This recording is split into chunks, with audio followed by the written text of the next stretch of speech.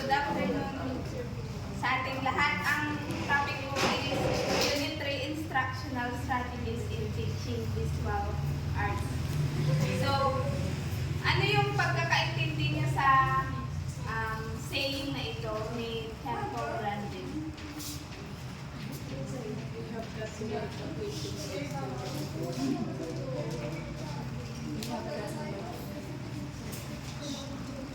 Meron ba?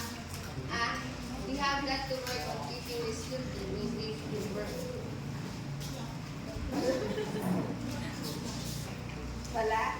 So, sabi niya is, kailangan natin i-engage yung mga students natin sa sa classroom natin or sa demonstration lecture. We want to satisfy them about our lesson. So, one of the struggles that our teachers encounter in school is that some students are not motivated enough to participate. So, ito daw yung isa sa mga struggles ng art teachers, yung mga ibang students is not motivated enough to participate. So, some students do not exert effort and do not finish within the deadline, resulting in an incomplete output. Some hurry for the sake of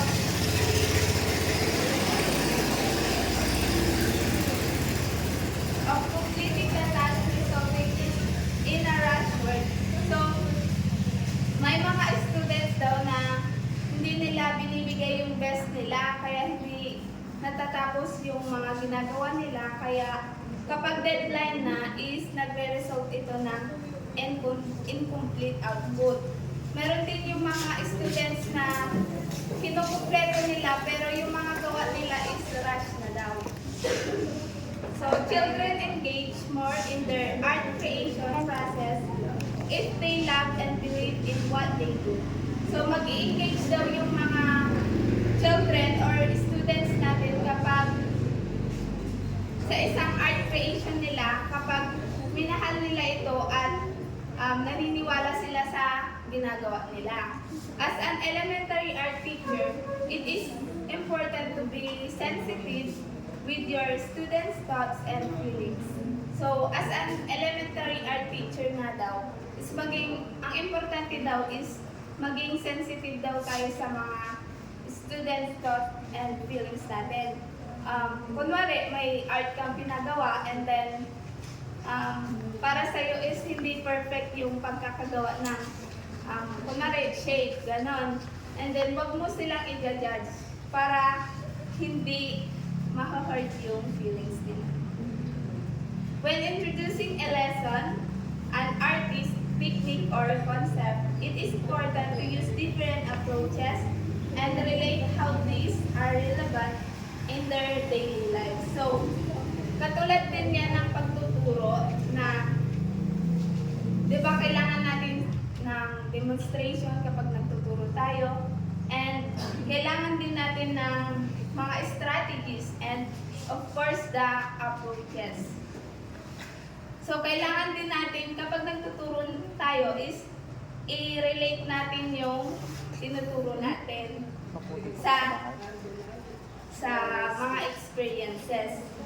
Also, keep in mind that the artist or culture that you are featuring also got their inspiration based on their own thoughts and experiences, so they will have more understanding of why should they also put some heart into their own creation.